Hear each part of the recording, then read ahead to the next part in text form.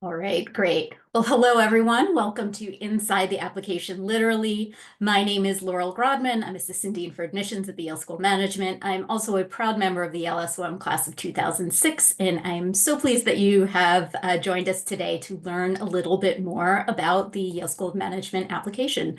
So as the title of the event implies, I'm going to open up the application, literally share my screen, and provide a walkthrough of the application. So this event is a little bit of a different format from some of our others, like Best App Advice or our App Workshop, in that we're going to dive into some of the more kind of particular or ticky-tacky parts of the application that sometimes get overlooked, but are really important. So there is not going to be a Q&A session as part of today. There are lots of other events that I'll mention at the end of today's session that will give you an opportunity to ask individual questions about your application, but I'm going to try to fit in as much content as possible within the 45 or so minutes that we've got coming up. I'll also make sure, in addition to the actual application that I'll bring live, we'll go through a couple of other parts of the process that happen after you submit, namely the video questions, the behavioral assessment, and the interview.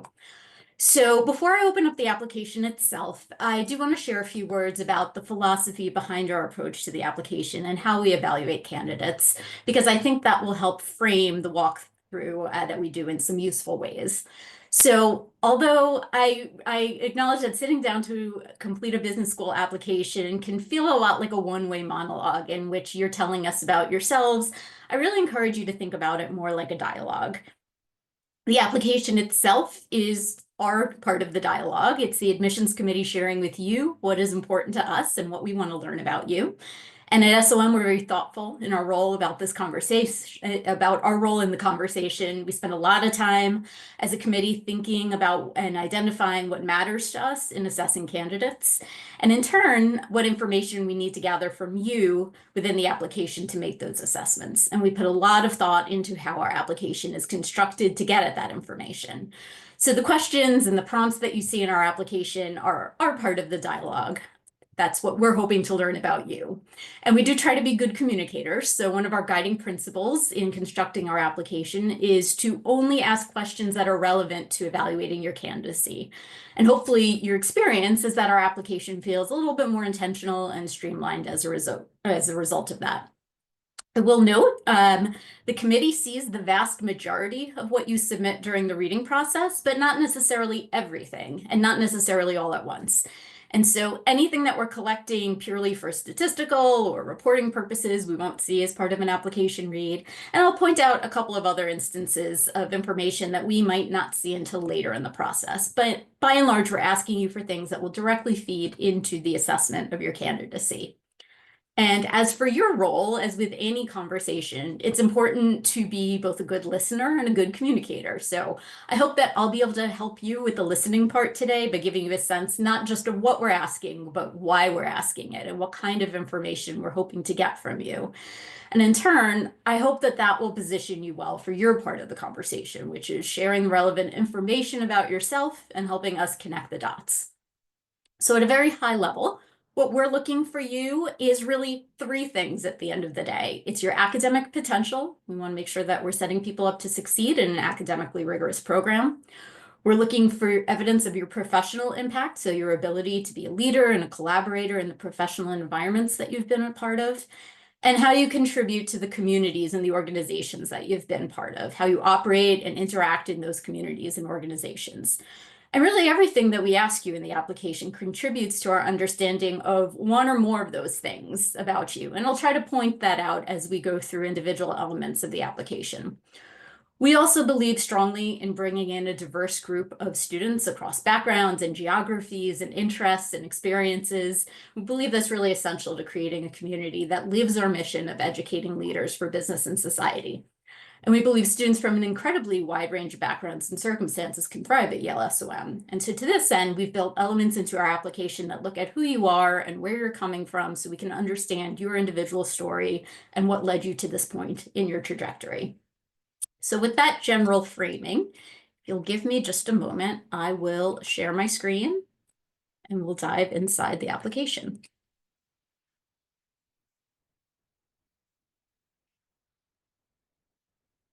Okay. So hopefully everyone can see my screen. And we will start with everyone's favorite part of the applications, the instructions. So actually, this is one of my favorite parts because we've been really, really thoughtful about putting together instructions. And I hope you'll be able to retain a lot of what I'm sharing today. But if you don't, we've really given you everything you need within the pages of this application to help you do what you need to do to put together a strong application. So please do take the time and read through the instructions that we put on each page. You'll see it's structured. In each section, we're trying to give you a sense of why we're asking what we're asking, and then any kind of particular advice to make sure you're completing it in the way that's going to be most effective in telling your story to the committee. So I will mention also that if you are applying through any of our outside mechanisms, so at this point in the year, that would be consortium. Earlier in the year, that might have been our QuestBridge applicants. All of the same things that I'm going to share apply. You'll just see them through the supplement in a slightly different order versus in the application the way that you'll see it here. But we're getting all of the same information and reviewing and assessing it in exactly the same way, regardless of how you choose to apply. I'm going to point out here our application dates. So we are right on the cusp of releasing our round 1 decisions. So the next application round, the deadline is January 7th. And I think it's also important to note our post-submission materials deadline. So we'll get to what some of those materials are in a little bit. But you'll want to note that in addition to the January 7th date, there's a few things that you'll need to do in advance of January 10th, just a couple of days later after you hit submit. I'll call out as well application fee waivers.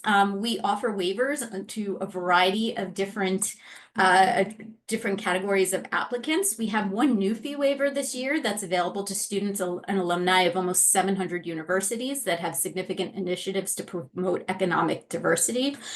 So that's a new addition that you'll be able to understand more about if you go and take a look at our application fee waiver categories.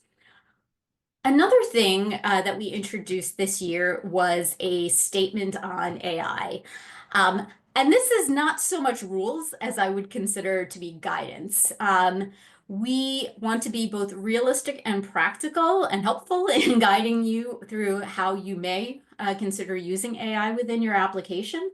And so you'll note we don't strictly forbid it in any way. As in many fields, the use of AI can be beneficial or helpful in constructing your business school application, but we want you to use it appropriately. So the guidance that I like to give, and which is basically spelt out in our guidelines here, is use AI the same way that you would use a trusted friend or a colleague to assist with your application. You wouldn't have them write your essays or construct your application for you. It needs to be in your own words, but AI can be a useful tool for brainstorming, for organizing your thoughts, for providing feedback, or for things like spell checking or grammar checking on your final pass. So those are appropriate ways in which to use AI, but ultimately the written products of your application need to be your own and in your own words.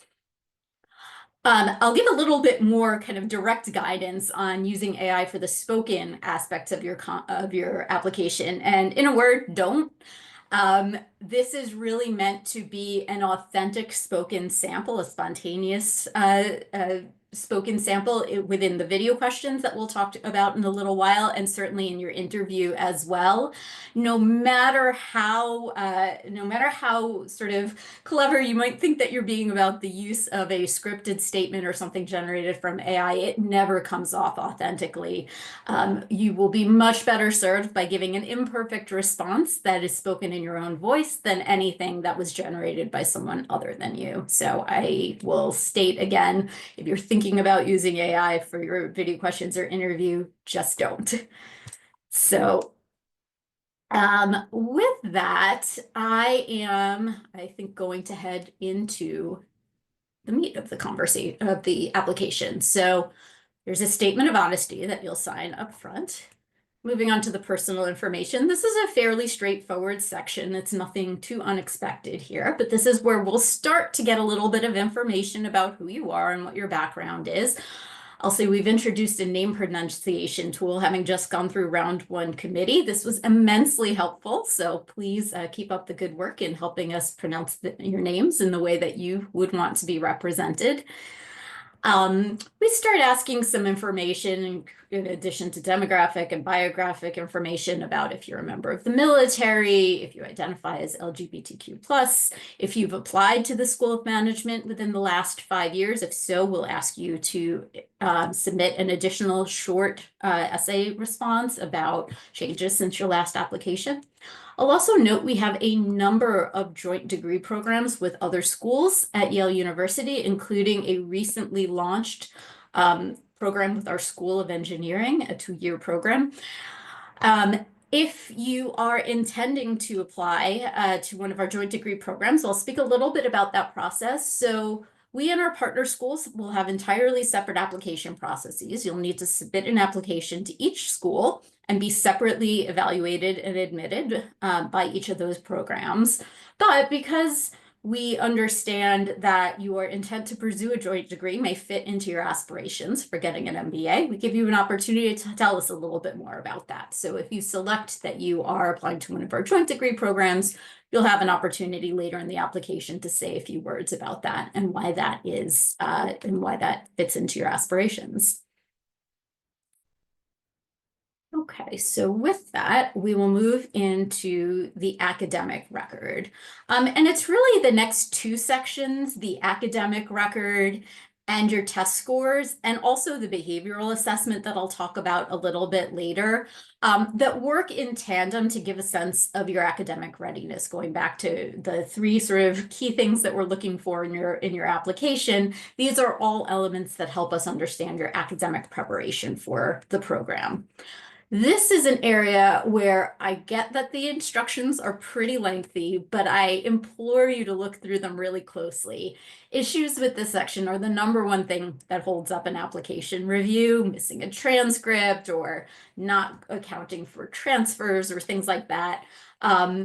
And we want to be able to move through your application as quickly and efficiently and correctly as possible. So please take a moment and just make sure that you're reading through these instructions very carefully. One thing that I'll call out in particular is reporting your GPA on a transcript, or reporting your GPA. So we ask, if your GPA does not appear on your transcript, don't self-calculate it, don't put it in on a different scale than the one that's appearing. Just list what is exactly on your transcript, and that's the best way to go there. So you'll see for each of your academic institutions, you'll enter a variety of different pieces of information here. If your transcript does not include a key to interpreting that transcript, we ask you to identify a link. Just about every school's registrar will have one of these. The committee will vastly appreciate you doing that in advance for us so that we don't need to go digging for it ourselves. So I thank you in advance for that. So all of that is fairly straightforward. It's backward looking at the academic achievements, whether it's an undergraduate or if you've attended graduate school, that have come to date. I'll mention here, we are also looking for you to catalog your quantitative background. And this is a good opportunity for me to share. We don't require any particular quantitative background, but there are quantitative aspects of the program, so it's helpful to understand what your starting point is. We have a program that we call Math Camp leading into orientation each year, and for students who have not had as much quantitative exposure in the past, you'll be invited to attend Math Camp. This is one of the things that helps us quickly identify who would be a good candidate for that. And this also plays hand in hand with when we look at testing later and trying to understand how the quantitative aspect of the test that you take might coincide with the academic exposure that you've had. So we'll ask you to list out the first level coursework that you've had in each of these 5 subjects: accounting, calculus, finance, microeconomics, and statistics. But again, I'll underscore that we are not requiring or expecting exposure in any one or all of these areas for admission to the School of Management. I'll take a moment here to mention our Silver Scholars program. So we do have a program that's geared specifically for students who are, by and large, completing their final year of undergraduate. of an undergraduate degree and are looking to immediately begin an MBA program. The same goes for if you have graduated from your undergraduate degree and then are in a one-year master's program as well, you would be eligible for the Silver Scholars Program. Please make sure that if this is the category that you are in, that you check yes here. It will actually generate a slightly different version of the work experience page that's not geared towards full-time work experience, but whatever internship or part-time work and professional exposure you might have gotten. So again, make sure that you have the right button checked here because it will make a difference for your work experience section that comes a little bit later. I think we're going to put into the chat a link to more information about Silver Scholars. We also get questions about eligibility for people who are in slightly different scenarios. We map out a lot of those different scenarios on our eligibility page, but please rest assured we're always going to put you in the category of Silver Scholar or non-Silver Scholar applicant that gives you the best chance of admission and that we feel is the appropriate structure for you to traverse your MBA program. All right, the last thing I'm going to mention on this page is disciplinary review. And I'm going to call this up just because this is actually one of the sections of the application I mentioned earlier that we don't see when we're reading an application. This is the section that asks about whether you've ever been placed under any kind of academic discipline or sanction, whether there has ever been sort of a legal disciplinary issue in your background, whether you've had a GMAT or GRE test score cancellation. It's important that we have this information so that we can assess it, but we also recognize how complex these scenarios can sometimes be and how potentially biasing they can be when encountering them without a whole lot of context. So a number of years ago, we actually elected to take this information out of the application review process. And after we've made admissions decisions, a separate committee will review the information here, follow up if we need any additional information, and so on. So I share that as an aspect that we feel is important to separate from our decision-making process. And so not all of our, not everyone who reviews your application is going to see that. That's something that really comes at the very end in case we need to find some more information there. Okay, so moving on to test scores. So as I mentioned, and as we're trying to get a sense of your academic readiness, we're really looking at your academic record and your test scores in tandem. This is really an example of how we take a holistic approach here. So there is no one sort of cutoff on one side of the other, no minimum test scores or GPA that we're looking for. We're really looking at this information together. And as I mentioned earlier, as an example of that, we may look at your quantitative test score with a little bit more focus than we might have otherwise if you have not had the quantitative exposure in your undergraduate background. If you studied economics and took lots of quantitative courses, the quantitative aspect of your testing may not be as important to our assessment there. So that's one example of how the two work in tandem.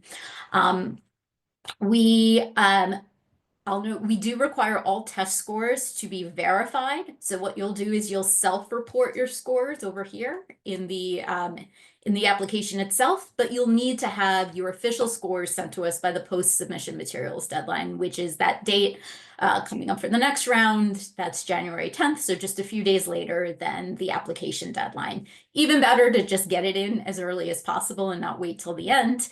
But you do have that little grace period if you self-report here and then want to send us your official scores afterwards. Please do include all of the tests you have taken. It's really helpful for us to see progression. We're always going to credit you with your best showing, but sometimes you may have a higher test score in a previous test, or we see that you've taken the test multiple times. And if you ask us for feedback, for instance, on the wait list later on, maybe we won't suggest that you take a test yet again if we see that you've done that 5 times already. So having the full sense of your testing history is really important. So we ask you to include all of the tests that you've taken, whether it's the GRE, the prior version of the GMAT that was available before 2024, or the current, or sometimes called Focus Edition. Now we accept all of those as long as they are less than 5 years since your testing date. And then lastly, I'll mention, we get lots of questions about, what kind of test score do I need to get into the Yale School of Management? And as I hope I shared, there really isn't an answer to that. There isn't a minimum or an expectation. You can use the class profile that we share of the current class to get a sense of the range. If you fall outside that range, it's not a deal breaker. It probably means, though, that you're going to need to demonstrate your academic readiness through other aspects of your application, whether it was your undergraduate or graduate school history or extra coursework that you've done more recently, and so on. But that's probably your best sense for just getting, again, a sense of that middle 80% range. All right, to keep moving along, we're going to move into sort of the professional impact sections of the application. And I would consider those to be, for the most part, the work experience, post-MBA interests, and then your letters of recommendation. And those all work in tandem to give us a sense, again, of that professional impact, how you operate as a leader and a collaborator in professional settings.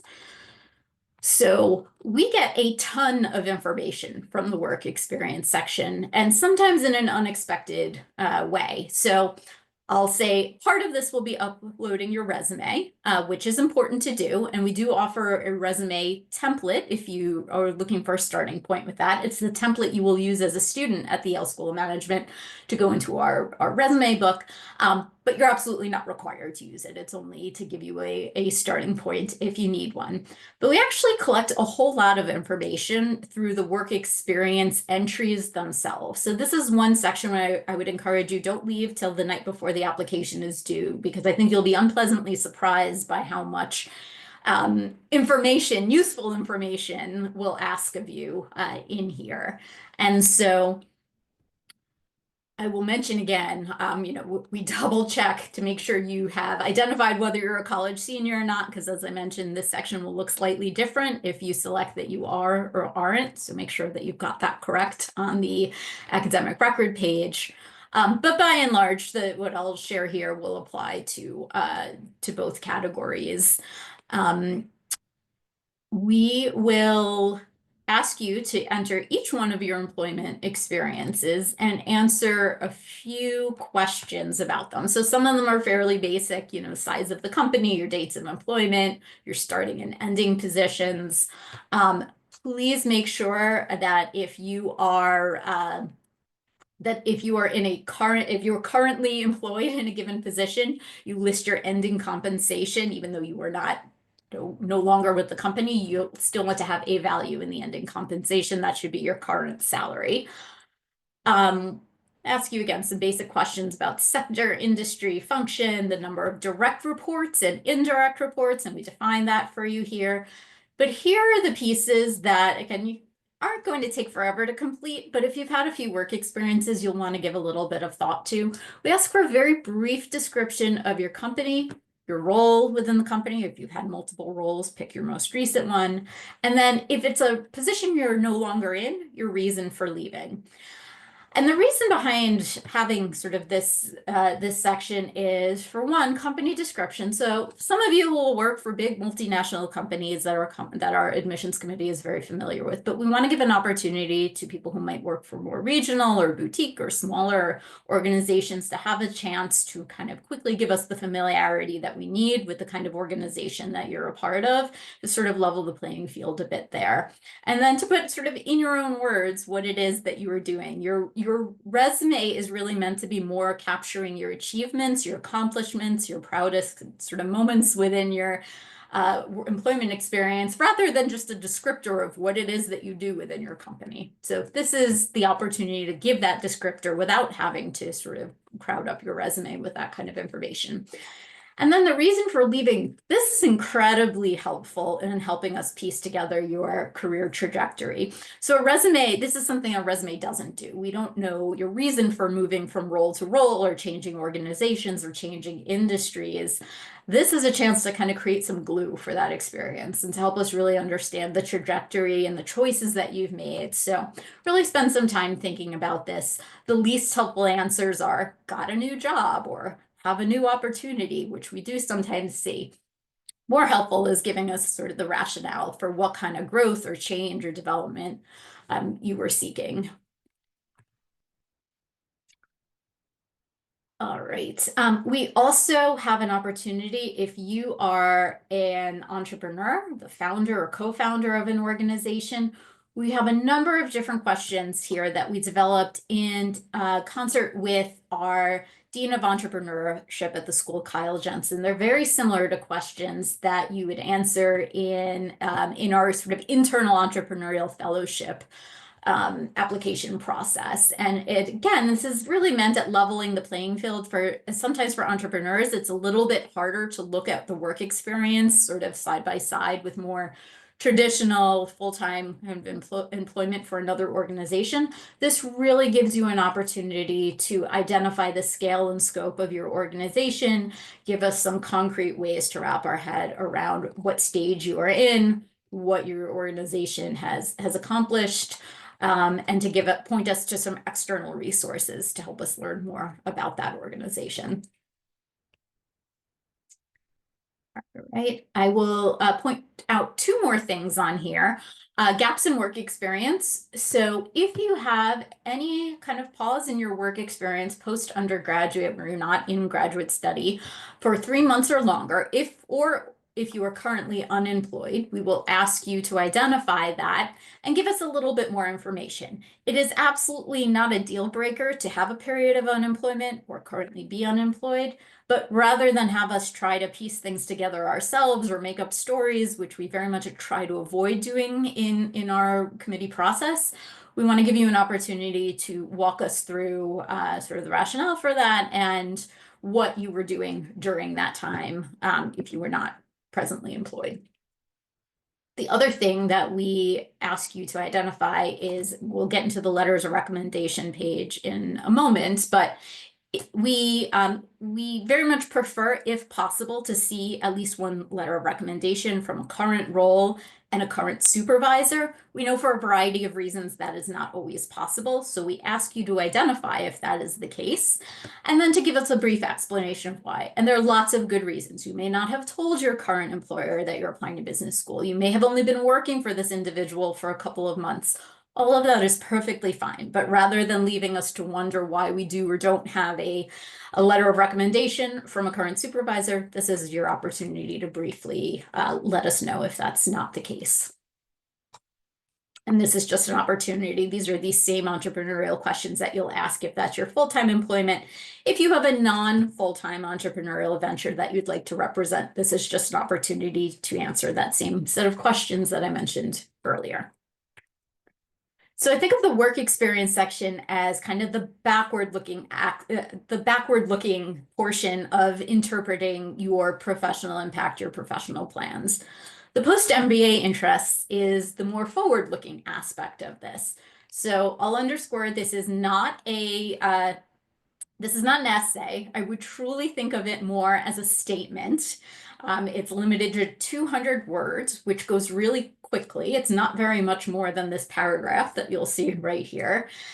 But the idea here is to briefly answer the question, which asks you to look a little bit backwards and a little bit forwards when it comes to your career interests. So I'll read out the statement is, briefly describe your career interests and how you arrived at them. What have you already done to pursue these interests, and what do you need to do going forward?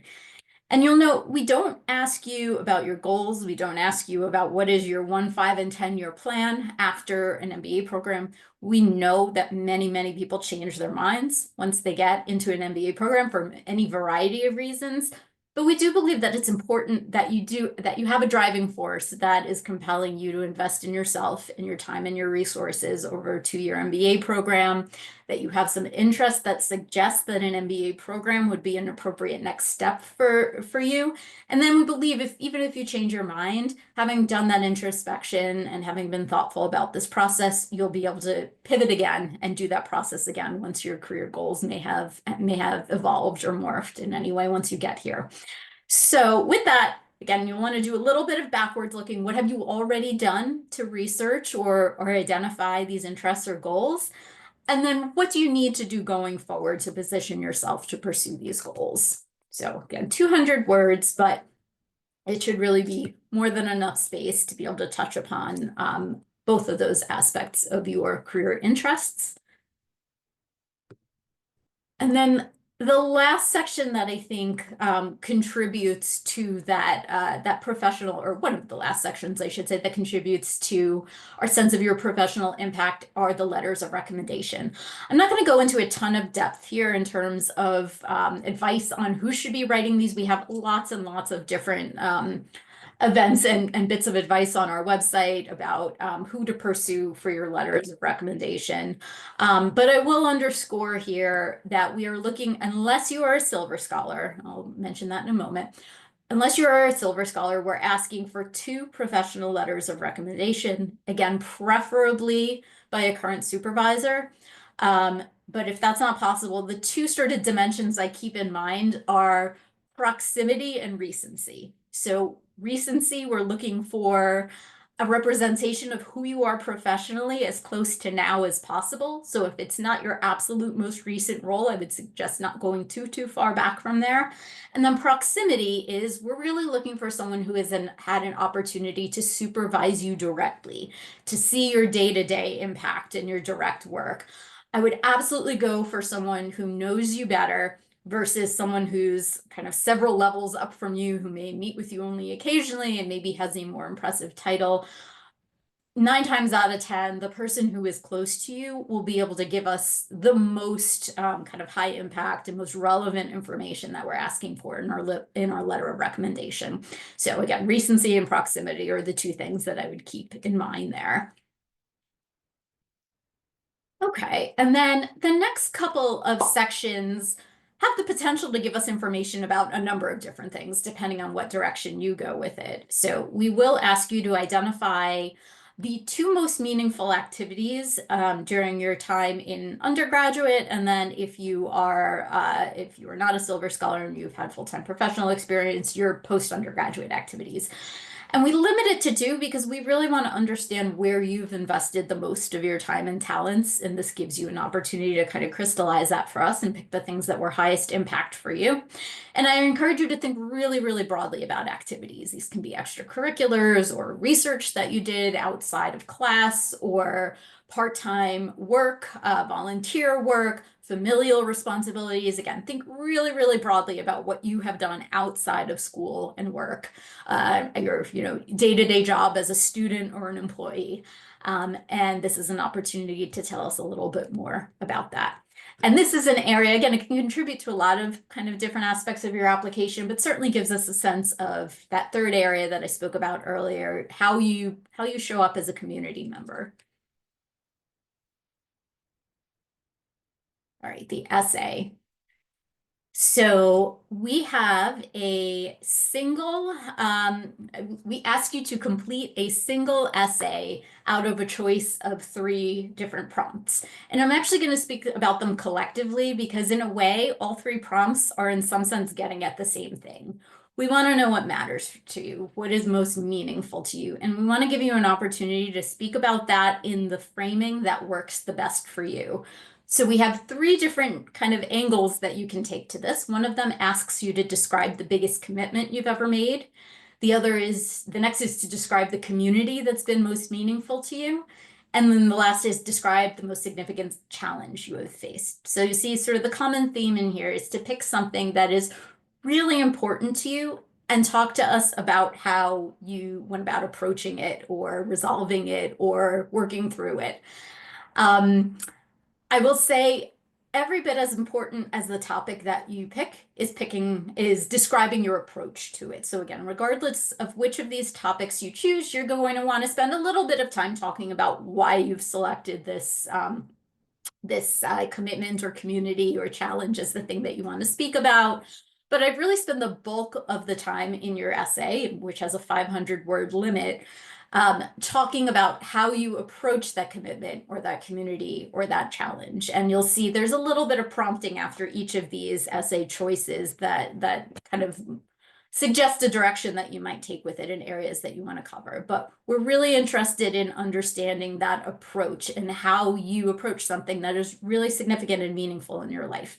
No one of these topics is better than the other. We've read excellent essays covering each of these areas. It's really meant to give you just different framing to approach a thing that is important to you. And my best advice here is to just if someone asks you the question, what matters most to you? What has been most meaningful to you? There's probably two or three things that come to mind immediately. Don't overthink it. It's probably one of those things that you want to write about, and it's the thing that you're going to feel most comfortable and prolific in a sense, being able to address in the essay. Okay, so I'll touch upon other written materials here. So if you are a reapplicant, as I mentioned before, you'll have an opportunity to share a little bit of information about what has changed within your application since your prior application. Everyone has an opportunity, if they wish, to complete an optional statement. I encourage you to be very, very sort of judicious in the use of this. Most people will not need to complete the optional statement, but we have it here really with the guidance that if there's any aspect of the application that we have asked you about that you feel needs further clarification than you were able to give in that section of the application, this is an opportunity to do that. So an example of that might be if you feel like your academic history requires some explanation, perhaps you had a dip in academic performance during a particular time in undergraduate, and there's some extenuating circumstances that you want to let us know about. This would be an opportunity to do this, to do that. This is not an opportunity to answer an essay question that you would wish we asked or anything like that. Again, most people will not need to use this section, but it's there if you need it. All right, and then rounding out the written kind of aspect of your application. So this final page here, background information, is entirely optional. We encourage you to complete it because it gives us a little bit more information about who you are, your background, your childhood, your family, the circumstances in which you achieve the results that you've been able to achieve. But the section is optional. You can complete any given sections of it, but just to give you a sense of the sorts of things we're asking, some information about your parents or primary caregivers, which will help us get an understanding of whether, for instance, you're a first-generation college student, information about where you went to high school, again, family sort of circumstances, how you were able to fund your college education. And all of this information, it's not being used evaluatively in some sense that some set of information here is better or worse. But again, it gives us a more full picture of who you were and where you're coming from when you entered college, when you entered your professional life, and so on. And then lastly, if there is any information that we've asked you about in sort of the yes/no questions up top that you want to provide some additional information about, you have an opportunity to do so here, and we welcome any additional reflection on this section that you want to share with us there. All right, we're getting close. So after you've completed the core of our application, which we've just walked through, as I mentioned, there are a couple of things that you'll need to do after you hit submit. The two that you'll have to complete by the post materials deadline that I mentioned are the video questions and the behavioral assessment. So I'll take a moment to talk about those first. I'll speak to the behavioral assessment. So the behavioral assessment is an online admissions tool. It's administered through ETS, and it measures a set of interpersonal and intrapersonal skills and competencies that are associated with success in business school. Practically speaking, it's what we call forced choice module that takes about 20 or 25 minutes to complete, and it should be completed in a single setting. What that basically means is you're presented with two different statements, and you have to pick the one that feels more like you. So it might be, I like to go to meetings, and I'm a very organized person, and you pick the one of those that feels most like you. You'll complete 130 of them in rapid succession. You're not meant to dwell on any one of them. Even if something feels tough, just keep going. I promise you no one answer, or really even in totality, is the behavioral assessment going to make or break your admissions outcome. What this actually does is it gives us an additional piece of information about who is positioned to succeed in an MBA classroom. So it's not actually selecting for certain kind of soft skills or qualitative skills. It gives us an additional piece of information about your academic preparedness above and beyond what a transcript and testing can give. And what it actually allows us to do is take more chances on candidates who maybe have weaker aspects of their academic background or their testing, but who nonetheless have the kind of qualities that we know are predictive of success in our classroom. We spent years studying this with ETS. It's a tool, again, that it's not going to bring anyone down, but is really meant to lift up if we need that additional assurance around someone's academic abilities. I think it's kind of fun to take. It's not really meant to be stressful. But like I said, you'll need about 20 or 25 minutes to complete it, so make sure you leave some time for that. The other thing that you'll need to do after you hit submit is the video questions. So the video questions were originally developed to help us assess English language skills. We do not require an IELTS or a TOEFL or a Duolingo test for non-native English speakers. We instead use our video questions.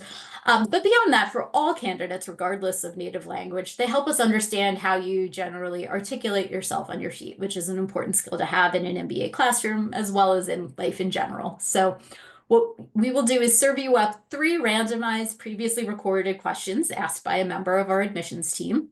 For each of those questions, depending on the question, you'll have either 20 or 30 seconds to think about your response, and then either 60 or 90 seconds to deliver your response. So what I really encourage you to do, years ago when we did this, we didn't used to spend all day on Zoom, so the format was a little bit more foreign in a way. I think we're all used to seeing ourselves on camera to some extent. So if you're going to practice in any way, what I would do is become familiar with a 60 or 90 second format. For some people, that feels like an eternity, and for others, it can go by in a second. So just get a sense of what it feels like to answer a question in 60 or 90 seconds. There's a simulation tool that you'll be able to practice as much as you want before launching into the actual questions. So you'll have opportunity to do that. And other than that, I would say just find a good internet connection and a quiet space. We love seeing your cats and your roommates walk by during your video questions, but you're probably not going to love that. So make sure that you have a place to dedicate 20 minutes or so to be able to adequately prepare and go through the video questions. As I mentioned before, I think the worst possible mistake you can make on the video questions is reading off of notes or some kind of AI-generated statement. We a million times would prefer hearing your imperfect, spontaneously generated response than something that is not you in your own voice. All right, the last thing that I'll cover is interviews. So interviews are by invitation only. They're primarily conducted by second-year students and alumni who have recently been student interviewers. And this is really an opportunity to kind of continue the two-way dialogue. So obviously we'll be asking you some questions about you and your background and your interests. And we ask consistent questions across all of our interviews so as to minimize any kind of bias that can creep in from that. But it's also an opportunity for you to connect with a current second-year student or a recent alum and hear about their interests and their experience of the Yale SOM community, and who could potentially serve as a point of reference to others in the community who may be able to connect with you and answer questions. Same goes for thinking about AI as the video questions. Don't even think about using it for an interview. It comes off as incredibly inauthentic. You're far, far better just being your real self in your interviews, and you'll do just fine.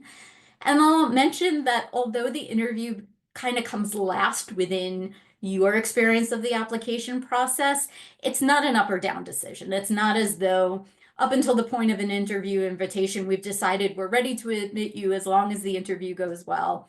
It's just one component of many that we've already talked about that we're looking at when we assess your application. So hopefully that takes some of the pressure off of it. Obviously, you're going to want to show up and be prepared and be ready to engage, but the interview is not the make or break component of your application. It is one part of this full context. The very last thing I guess I'll mention is if things have changed about your application since you submitted it, We want to hear from you. If you have taken another test, or if you are a current student and more grades have come in, or if you have a job change of any sort, these are the sorts of things that you're going to want to communicate to the admissions office about, and you'll have an opportunity to do that through your application portal. There's a form on your portal where you'll be able to, and we in fact expect you to communicate those kinds of updates to you. That's really important to keep in mind after you hit submit. And so with that, that covers the components of our application and a couple of the things that come afterwards. I hope this gave you some helpful insight into how we're looking at all of this information and how it comes together to give us a sense of your academic readiness, your professional impact, and how you operate within the communities and organizations that you're a part of. I encourage you to continue to learn more about the application. And as I said, although we won't have a chance to answer individual questions today, there are a number of programs that we offer that do give you that opportunity. So we have application workshops that are hosted by region starting next week. Every single week we have admissions Q&As where a member of the admissions team will be on hand to answer any questions that you have. I'll make a plug for December 17th will be an event called Our Best Application Advice that I will host along with my co-assistant Dean of Admissions and probably frequent face in your inbox, Bruce Delmonico, where we'll talk a little bit more high level about some of the common or kind of our, like it says, our best application advice, things that we want to make sure you have in mind through the application process, and also questions that come up frequently when we speak with candidates that might be of interest to you as well. And you always have the option of reaching out to us through mba.admissions@yale.edu to answer any individual questions that you might have. So with that, best of luck if you are targeting a round 2 application that's due in just a little bit over a month. And on behalf of the entire admissions team, we're really looking forward to reviewing your applications, whether it's in the coming weeks or in the coming months ahead. Take care.